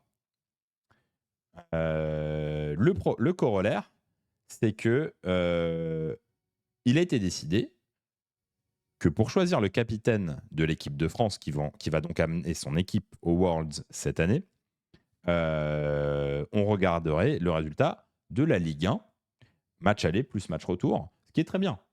Très bien, c'est à la meilleure équipe qui va choisir son capitaine et le capitaine ensuite qui fera sa sélection. C'est très bien. La problématique liée à ça, et je l'ai déjà soulevé un petit peu dans d'autres streams que vous avez peut-être déjà vus, c'est que la sélection du capitaine, du coup, elle se fait après la deuxième étape de Ligue 1, forcément, hein, puisqu'on a besoin de savoir qui gagne. Et la deuxième étape de Ligue 1 est mi-janvier. Ça veut dire que le capitaine, on le saura fin janvier. Et donc, ce que ça veut dire, c'est que grosso modo, entre le moment où on sait qui est le capitaine et le moment où il faut verrouiller les listes, il y a 2 mois. On a 2 mois pour que le capitaine trouve les joueurs, trouve les listes, s'entraîne sur les listes pour savoir vraiment à quel point les listes sont bonnes. Et c'est extrêmement court. C'est beaucoup trop court, malheureusement. Ça a été décidé comme ça. Ça va être une année très difficile pour la France. Je vous préviens ici, quel que soit le capitaine, hein, c'est pas, ça n'a rien à voir avec qui est le capitaine ou qui est même dans la sélection. Quel que soit le capitaine, quels que soient les gens sélectionnés, ça va être une année très difficile pour la France. Ce n'est... Franchement, si la France gagne cette année, c'est un miracle. Ça ira mieux l'année prochaine parce qu'on essaye d'agencer ça. Enfin, on essaye. Là, au CFF, hein, moi, je fais rien. Hein, moi, je regarde et je critique. Vous voyez, j'ai le beau rôle. La SFF va essayer d'arranger ça pour l'année prochaine pour qu'on ait ça beaucoup plus tôt. Mais là, grosso modo, ne vous attendez pas à une perf de la France exceptionnelle. D'accord? Je pense que la France fera moins bien que 2024, oui. Je pense. Après, si tout le monde travaille ensemble et très dur, tout est possible. Mais ça va être très, très dur. Ça va être très, très dur, ça va être très, très intense. Ça va être 2 mois et demi. Ben, j'espère que les joueurs et les coachs, etc., sont prêts, hein, parce que ça va être les 2 mois et demi les plus intenses qu'ils ont connus. Hein. C'est 2 mois et demi. En fait, il faut faire à peu près 6 à 8 mois de training et les compresser en 2 mois et demi. Donc, premier point, sélection du capitaine très tard, Worlds très tôt. Ça veut dire que entraînement très limité. D'accord? On est en ce moment même, c'est un problème pour la Team Canada aussi, bah RIP hein, les gars. Hein. Les deux équipes sont dans le même bateau. Donc on est actuellement là sur la version patchée avec des gros défauts. On sait que le Battle Scroll il sort cette semaine. Et donc le Battle Scroll, c'est un Battle Scroll qui est le fruit de tous les parties de test qui ont joué, de toutes les parties qui ont été jouées par les joueurs dans le monde entier pendant 2 mois. Donc c'est beaucoup plus d'XP et de retour. Et donc ce Battle Scroll va permettre de voir. Ce Battle Scroll va grosso modo vous donner le vrai design de la V4, ce que Games voulait vraiment pour la V4. Donc on s'attend à Luminette et Nighthawk qui vont se faire décalquer. On s'attend à ce que Ogre Spam Glouton, Troll, ça prenne un petit coup. On s'attend, qu'est-ce que j'oublie, à ce que Slave to Darkness, ça prenne aussi un coup parce que c'est plutôt fort. On s'attend à ce que... voilà, tout ça. Et on s'attend à ce que, par exemple, des choses comme Sylvanette remontent, Iron Joe, ce genre de choses. OK et donc, ce qui est important, c'est que ce premier Battle Scroll, c'est probablement le Battle Scroll le plus important de la V4. Parce que c'est le vrai Battle Scroll qui lance la V4 correctement. Puisque c'est ça qui résulte de l'expérience de Games Workshop, mais d'une vraie expérience de 2 mois et demi de game. Donc déjà, voilà le point. Ce qu'il faut savoir, c'est qu'on a la première étape de Ligue 1, donc avec les joueurs de Ligue 1, les capitaines de Ligue 1, donc probablement parmi ces... il y a combien? Il y a 36 joueurs. Non, pardon. Il y a 48 joueurs. Parmi ces 48 joueurs, il y a très probablement les 8 joueurs de l'équipe de France. C'est pas exclu que quelqu'un puisse être pris sans être dans ces 48, mais c'est peu probable. Donc parmi ces 48 joueurs, il y a 8 joueurs de l'équipe de France, très probablement, et il y a le capitaine de l'équipe de France. Donc, grosso modo, on a notre première étape en octobre. Le cut normal. Alors là, je vais vous sortir le règlement. Hop. Voilà. Le règlement de la ESFF pour la Ligue 1. Est-ce que vous le voyez? Attendez. Hop. Oui, vous le voyez. Je vais vous le zoomer un peu. Et c'est très important. Le règlement de la Ligue 1 dit que l'arrêt de prise en compte des nouvelles publications, c'est 4 semaines, 28 jours plus tôt. Cette date, c'est tombé samedi, il y a 2 jours. D'accord? Donc en théorie, si on s'arrête là, le Battle Scroll n'est pas pris en compte. D'accord? Cependant, on continue de lire. Il est écrit ici, il est possible que des publications importantes puissent bouleverser ce calendrier après qu'il ait été annoncé aux participants d'une rencontre. Par exemple, si une fac importante est publiée quelques jours après l'arrêt de la prise en compte. Donc on est complètement dans ce cas-là. D'accord ? Parce que je dirais que le Battle Scroll 1 est une fac importante. Je pense que ça, il n'y a pas trop de débat dessus. Et on est clairement quelques jours après l'arrêt de la prise en compte, puisque s'il sort cette semaine, ça sera, si c'est jeudi, ça sera 5 jours. Je pense qu'on peut dire que 5 jours, c'est quelques jours. Et si c'est plus tôt, ça sera 3, 4 ou 5 jours. Quoi. Donc, on est clairement dans ce cas-là. Donc, ça veut dire qu'il est écrit dans le règlement qu'on peut décider de prendre ce Battle Scroll. D'accord ? Donc, qu'est-ce qu'on fait ? Nous, en tant que team, on propose sur le channel des capitaines de la Ligue 1 de prendre en compte ce Battle Scroll. Parce que, grosso modo, quels sont les avantages et inconvénients de prendre ce Battle Scroll ? Les avantages, c'est on va s'entraîner avec le Battle Scroll pendant 1 mois pour aller à la Ligue 1. D'accord ? On va jouer un tournoi très compétitif, puisque avec toutes les équipes de Ligue 1, avec le Battle Scroll, donc avec une vraie version du jeu. Donc, grosso modo, ce que ça veut dire, c'est que on a beaucoup de training qui va être possible avec le Battle Scroll. L'inconvénient, si on ne prend pas le Battle Scroll, c'est qu'on va avoir Luminette, NH, Troll, Glouton qui vont très probablement se faire dégommer au patch. Et ça veut dire que les 1 mois de training et toutes les games contre ça, elles valent 0. Elles valent quasiment 0 dans le training des joueurs. D'accord ? Donc si on ne prend pas le Battle Scroll, ça veut dire qu'on met à la poubelle l'entraînement de 1 mois et demi d'entraînement et un tournoi majeur d'entraînement de 8 des joueurs d'équipe de France, des 8 joueurs de l'équipe de France, des joueurs qui ont désespérément besoin de temps pour s'entraîner et pour essayer de faire la meilleure perf possible en avril. On perd littéralement ce temps-là. En plus de ça, on joue dans une méta dégénérée qui est complètement inintéressante. Et du coup, ça, c'est personnel. Moi, ça me gonfle de jouer à un jeu qui est littéralement mort, en fait. Le jeu pré-Battle Scroll n'existera plus, tout simplement. Et on va devoir s'entraîner dessus pendant 1 mois et demi. L'inconvénient de prendre le Battle Scroll, l'inconvénient qui peut être soulevé, c'est que les joueurs doivent s'adapter rapidement aux changements, puisqu'il va falloir lire le Battle Scroll, construire une liste et la jouer. Mais pour moi, s'adapter rapidement, c'est quand même une qualité requise pour les joueurs de la L1, je trouve. Et je pense qu'aucun joueur devrait avoir peur de ça. Et en plus, c'est pas comme si on savait quels sont les trucs un peu débiles. Et donc, on peut très bien essayer de s'entraîner. C'est ce que j'en parlais avec certains joueurs ce week-end qui me disaient bah, c'est pas dur, tu t'entraînes avec 300 points de moins dans ta liste et tu vois ce qui se passe.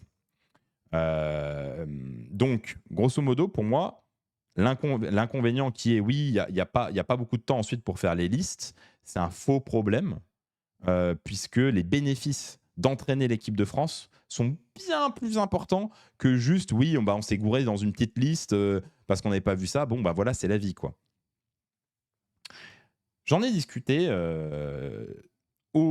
avec pas mal. Il y avait pas mal de joueurs de L1 à Amsterdam.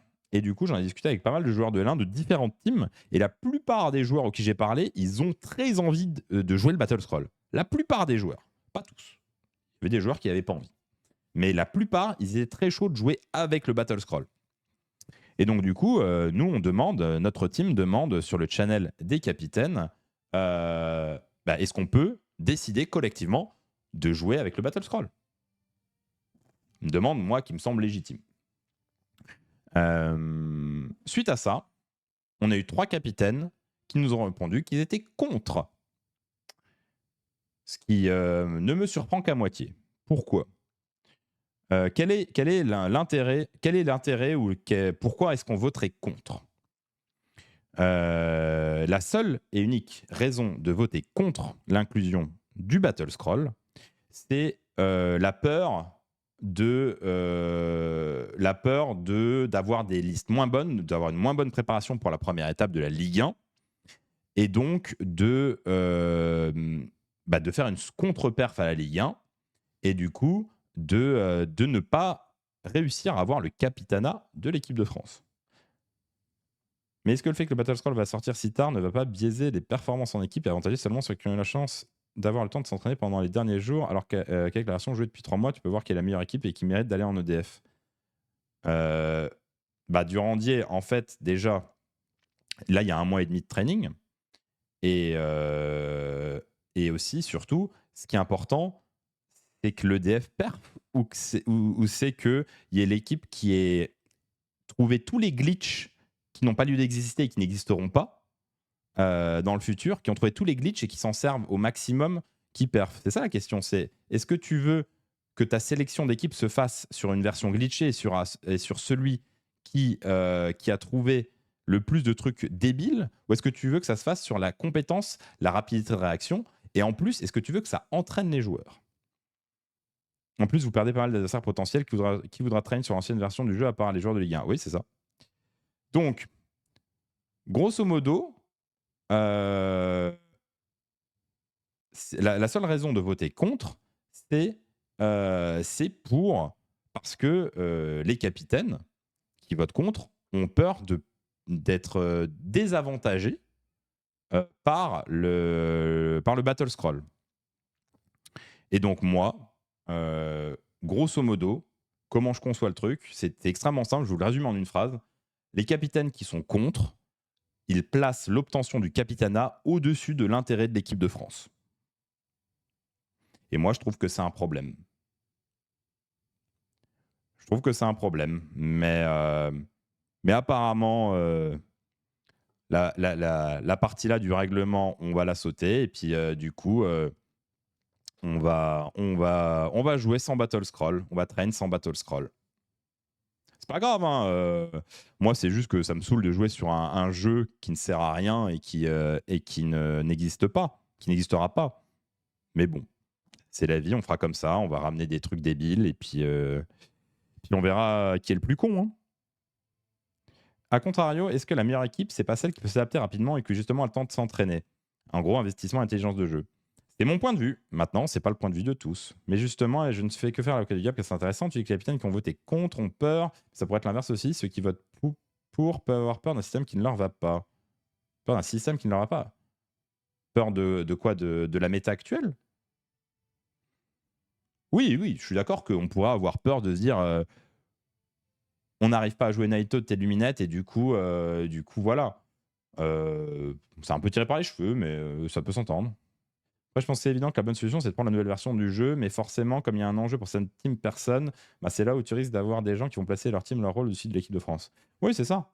Moi, je trouve ça triste.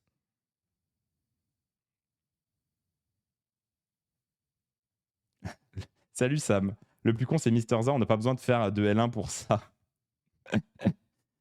toujours le cœur, Sam. Hein. Le cœur sur la main. Hein. Pourquoi ne parler des trucs débiles et ensuite s'entraîner sur le BS? Parce qu'on perd 1 mois et demi d'entraînement, en fait. Faut s'entraîner sur nos listes jusqu'à l'étape. En plus, on fait une étape complète avec des listes qui n'existent pas sur un jeu qui n'existe pas, tout simplement.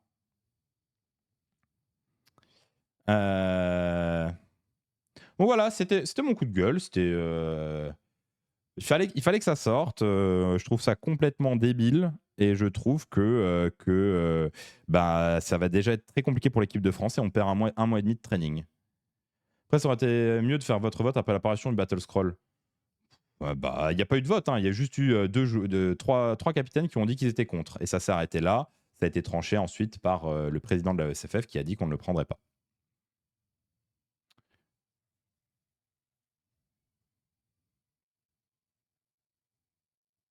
On n'a même pas le contenu du Battle Scroll, peut-être qu'on discute pour pas grand-chose. Si c'est pas grand-chose, pourquoi on l'intégrerait pas? Si les Battle Scroll sortent tous les 3 mois, alors celui-ci sera obsolète. Et d'ici les championnats du monde, non. Oui et non. Parce que tous les Battle Scrolls ne se valent pas. Le premier Battle Scroll, c'est celui qui va mettre en place la version. Pourquoi pas avoir fait un vote à la majorité? Il y a pas eu de vote fait, hein, et il y a eu un moment, enfin, il y a eu une proposition de notre part, il y a eu 3 avis contre et ensuite il y a eu, tranchage, sur le fait qu'on ne le prendrait pas. Tout simplement.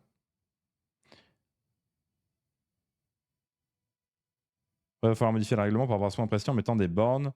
Par exemple, si la majorité des capitaines a voté pour, alors on peut modifier. Bah, c'est vrai que le règlement est pas clair sur qui peut choisir ou quelles sont les modalités, hein. Là, ça, c'est pas clair du tout. C'est juste, bah, on peut le faire, quoi. On sait pas trop comment.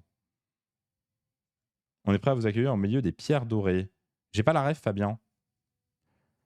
C'est mieux maintenant, ouais, quand même. On avait des dramas que pendant et après les étapes. Maintenant, il y a même droit avant. Quel régal. T'as vu, Sam? Qu'est-ce que t'en penses? Je suis sûr que t'as un avis sur la question, Sam. Et tu vas peut-être le garder, mais je suis sûr que t'as un avis sur la question. Comment tuer le compétitif d'AOS en France durant 1 mois et demi? Un peu. En tout cas, prendre des joueurs de Ligue 2 qui auront 1 mois de training de plus sur le vrai jeu. Ouais, c'est vrai, hein. Les gros joueurs de Ligue 2, ils ont 1 mois de training en plus, hein. Si les capitaines ont voté, c'est leur droit aussi, mais je suis absolument d'accord avec toi. C'est dommage, je trouve ça dommage de dire que ces gens ont peur et font les choses au détriment de l'EDF. Alors que si ça se trouve, c'est pas forcément leur vision. Peut-être. J'ai peut-être tort. C'est juste que c'est comme ça que moi je le vois, et c'est peut-être faux. Mais en tout cas, c'est comme ça que je le vois. C'est qui Squig? C'est The Squigger, c'est Sam, et il a une chaîne YouTube qui est très cool. Je vais vous la mettre.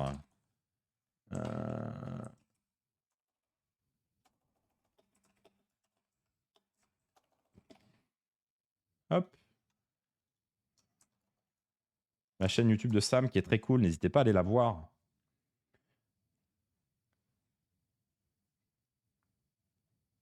« 501 € les 2. Mais qu'est-ce que vous faites? Ah oui, non, mais c'est Kams, j'avais pas vu. C'est Kams qui me troll. Ah là là. Du coup, je suis tombé dedans, Kams, bravo, hein. En tout cas, salut Kams. C'était très cool de discuter ce week-end. Il y a 6 équipes en Ligue 1, c'est bien ça, donc même un vote n'amène à rien. Il y a 6 équipes en Ligue 1, tout à fait. Ah, vous faites votre commerce sur le chat maintenant. Il a 2 passions, AOS et ridiculiser Jimmy. Bah voilà. J'ai dit ce que j'avais à dire. Est-ce qu'on discute d'autres choses? Après, vous êtes nombreux, hein, on peut discuter là, hein, si vous avez envie de parler de certaines choses. Pourquoi la Ligue française va rester sur la méta actuelle et pas celle qui arrive? Exactement. Exactement, on va jouer avec la méta actuelle, donc avec ce genre de résultat que vous pouvez voir ici. Tout simplement.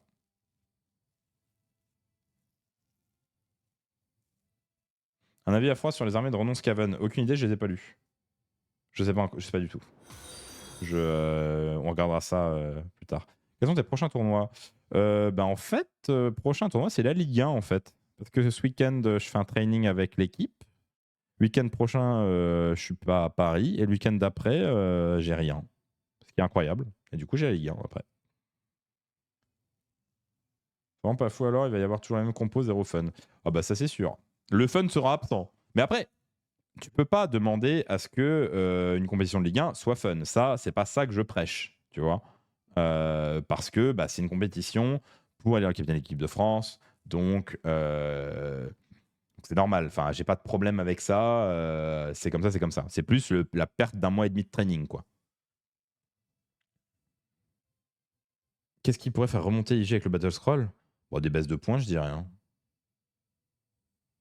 Pas sur les brutes. Par pitié, pas sur les brutes. Un avis sur le paywall de l'app façon 40K, c'est de la merde.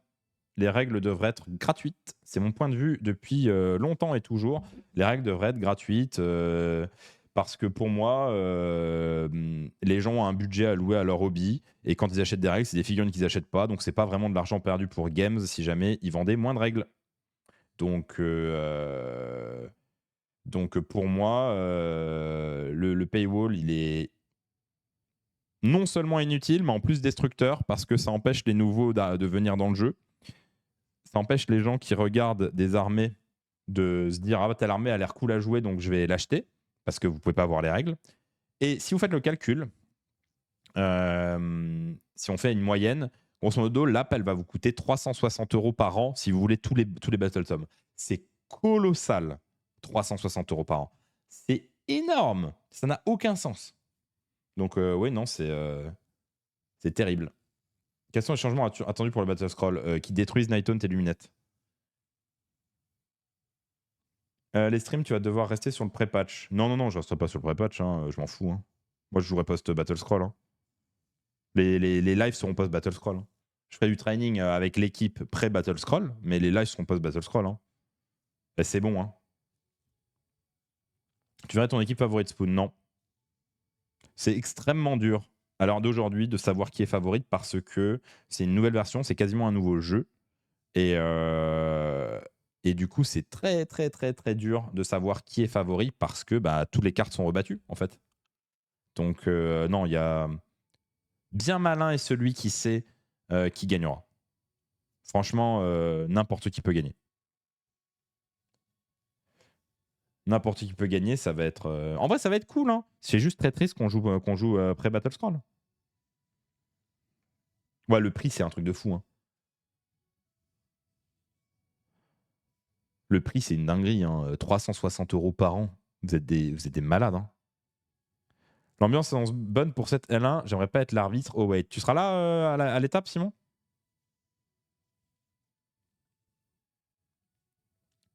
Heureusement, ce serait chiant de se taper un mois de training sur un truc qui n'existe plus. Non, mais vous inquiétez pas, hein, les streams, ils seront sur le patch live, hein, Balek. Hein. Bonne soirée, El Gastero. Oui, je serai à l'étape. Bonne chance. Tu paries sur qui? Je peux pas parier sur qui que ce soit, Durandi. Franchement, j'ai aucune idée. Parce que déjà, j'ai aucune idée du... Alors, pour te dire à quel point j'ai aucune idée, hein, c'est que j'ai aucune idée du niveau des autres teams, mais même dans ma propre team, cerner le niveau des autres gens de sa propre team, c'est extrêmement compliqué. Donc, franchement, aucune idée. On verra. Il y a qui dans votre team? Il y a Boynours, Arcane, Gazelle, Gloin. Qui j'oublie? Pacifieur, Zazou, le joueur, pas l'arbitre. J'en oublie un. Qui j'oublie? Et Gultard et moi-même. Voilà. Si tu veux, je peux te mettre la liste, vu qu'on discute, je peux te la mettre en même temps, la liste de Yorin. Qui n'est pas forcément parfait de fou, mais bon. Hop là. Ah bah super. Alors je peux pas te la mettre. Moi je te la mettrai dans le Discord plus tard, hein, parce que là j'ai été délogué, je vais pas me reloguer direct en live.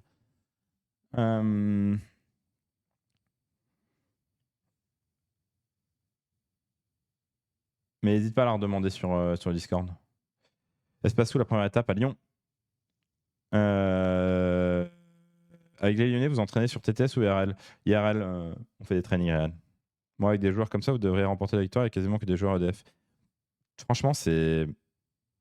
Non, en fait, non, pas forcément. Déjà parce qu'il y a pas mal de ces joueurs qui jouent moins, qui jouent voire beaucoup moins, parce que pas le temps, hein, forcément.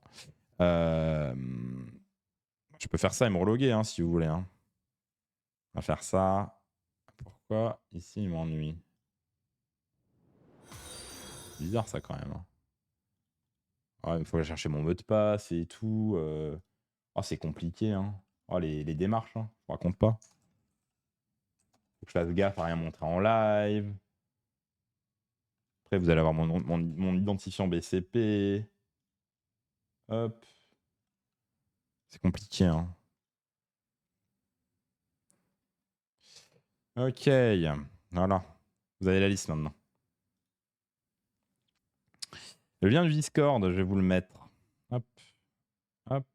Toc. Sinon, il est juste en dessous, hein, mais je peux vous le mettre là. Toc. Hop.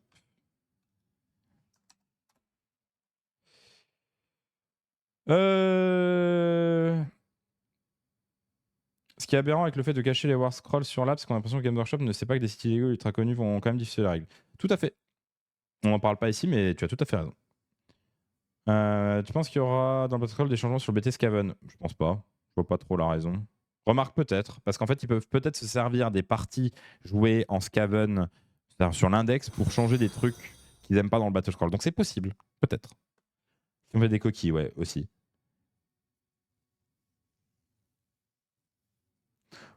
On verra, Durandi. Franchement, bien malin est celui qui saura. Hein. Et celui qui sait qui gagne, qui va gagner. Hein. Je pense que ça va être une surprise. Hein. Je pense honnêtement que le gagnant de cette étape sera vraiment une surprise. Si le Battle Scroll est décevant et ne règle pas les plus gros problèmes, bah au moins on jouera sur la dernière version du jeu, au lieu de perdre 1 mois et demi. En tout cas, rien qu'avec Gultar, ils ont le pré-buvette. Est-ce qu'il y a des gros buveurs ailleurs? Non, je crois pas. Ouais, du coup, je pense qu'on aura le pré-buvette. Hein. Et à défaut, sa console. Hein. Mais oui. Non, comment dire? La V4 a quand même pas mal de changements. Il y a des mécanismes qui restent, il y a des automatismes de jeu qui restent, mais Age of Sigmar, c'est quand même un jeu de connaissance. Et donc, ce que ça veut dire, c'est que là, il a fallu réapprendre tous les index, il a fallu réapprendre tout ça, reconnaître tous les match-ups. Et donc, du coup, plus tu joues... Oh, salut Salk! Comment ça va?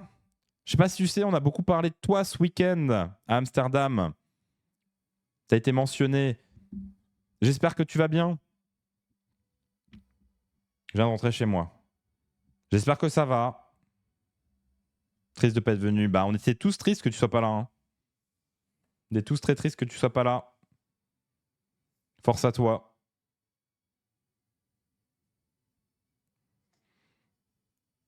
Tu avais montré tes jetons de Slave Monté, tu as chopé ça où? J'ai chopé avec la boutique partenaire Pro Painted Studio. Si tu scrolles un peu sur le stream Twitch, et tu as un lien juste en dessous et tu as moins 10% avec le code SPOON. Les jetons sont un peu chers, mais ils sont de très bonne qualité.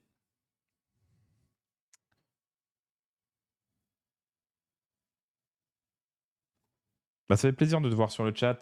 J'espère que tu gardes la forme un petit peu. J'espère qu'on se reverra en événement rapidement. Ou pas en événement, on peut aussi se voir un autre moment. Quoi. Je fais le quota Cotorep pour la L. Ouais, tu dois checker avec les infirmiers. Ouais, je comprends. Normal.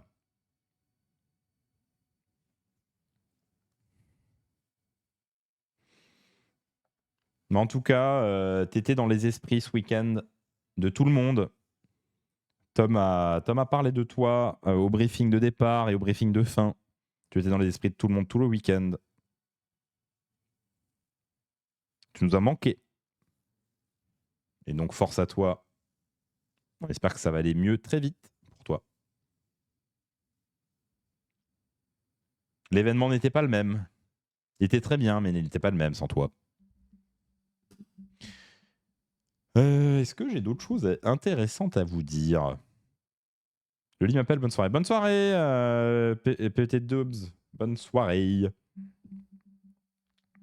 C'est bon si tu dis que ça va être tiré pour la L1, mais au moins il y a un nouveau capitaine avec ce nouveau système. L'Académie Opaque, c'est fini. Ouais, non, mais le système est bien. Hein. Le système est bien. J'aurais juste aimé que ce soit plus tôt. Vous voyez? Coucou, Sal, qu'on n'est plus voisins.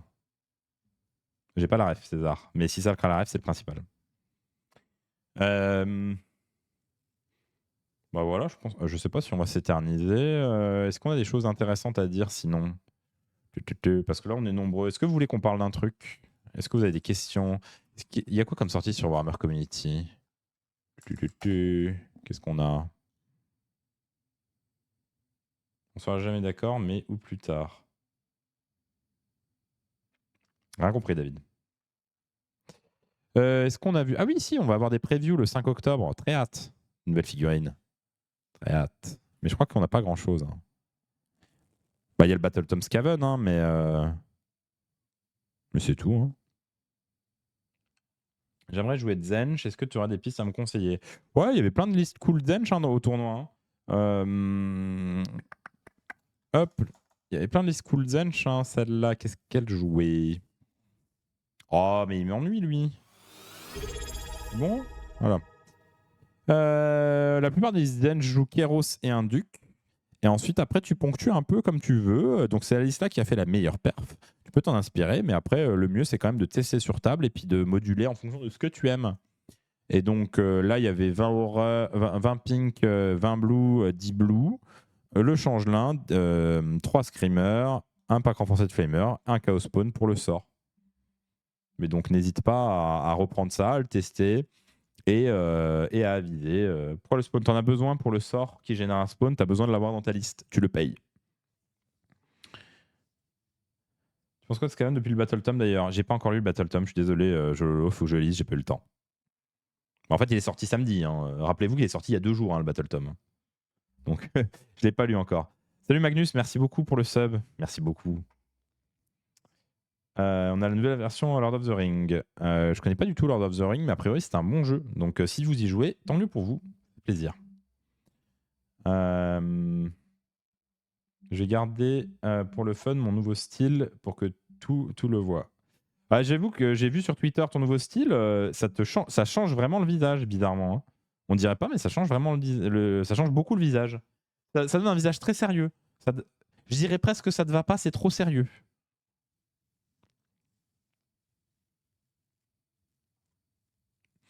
Bon, bah, mesdames et messieurs, en tout cas, je pense qu'on va s'arrêter là pour ce soir. Merci Durandier. Je pense quoi du combo Vanguard plus Chaos Lord sur Demonic Mount? Je sais plus ce qu'il fait le Chaos Lord, mais la Vanguard c'est fort et il me semble qu'il est pas mal le Chaos Lord. On va regarder vite fait. On va regarder vite fait et après je vous fais les petites annonces de fin et après on va se quitter tout doucement quoi. Très tranquillement. Hop. Comment on peut afficher ça? Est-ce que ça marche? Bon, il y a des trous partout, mais on s'en fout. C'est juste pour que vous voyez l'index. Le layout est fait à l'arrache, on s'en fout. Qu'est-ce qu'il fait? Alors évidemment, je vais le trouver après. Je vais le trouver trop tard. Je crois qu'il n'est pas censé être par là. Oh, je sais pas où est-ce qu'il est. Je l'ai loupé. 100% je l'ai loupé. Parce qu'on a le Chaos Lord, on est sur un Carcadrak et on l'a pas sur monture là. Ah, il est là. Donc s'il fait il permet de double fight. Ouais, il est bien, mais je suis pas sûr qu'il soit spécialement nécessaire. Les Vanguard peuvent s'en sortir sans. Mais il est pas mauvais, hein. Il fait mal, hein. Il fait quand même 5 attaques dégâts 3 en charge, hein. C'est pas rien. Hein. Non, il est pas mauvais. Pour Skaven, ton avis, Salk, c'est dur à dire. À la fois un peu déçu que ce soit presque le Faction Pack sans vraiment d'Arthos en plus ou de traits ou autre. Mais comme souvent on n'utilise que les mêmes, je me dis aussi qu'en avoir que quelques-uns, c'est bien mieux. Ouais, je suis d'accord. Avec toi. Un peu déçu de voir que les BT vont rien ajouter ou presque, mais tout le monde jouera un ou deux trucs de toute façon. Ouais, c'est ça. Moi, je suis pas forcément fan qu'il y ait 1000 options dans les spells, etc. Parce que au final, on s'en servait que de 2 ou 3. Donc, s'ils arrivent à en faire 3 équilibrés, c'est tant mieux. Bonne nuit, Kataiter. Voilà. Du coup, je vous donne rendez-vous demain soir pour Eevee Meta épisode 2 avec Sam. Vous avez toujours le formulaire pour poser des questions à Sam. N'hésitez pas à le remplir. Je vais vous le remettre ici. Attendez. Où est-ce qu'il est? Il est là. Je vais mettre le formulaire. N'hésitez pas à poser des questions à Sam, que je lui poserai les questions pendant l'émission, pendant la partie des questions de la communauté. Donc voilà, on se donne rendez-vous demain soir à 20h pour Eevee Meta épisode 2. Ensuite, on aura jeudi analyse du Battle Scroll, puisqu'a priori, on devrait l'avoir. Et la semaine prochaine, on démarrera lundi soir avec un training avec, il me semble, Mister Za. Et sur ce, je vous souhaite une très bonne soirée. À toutes!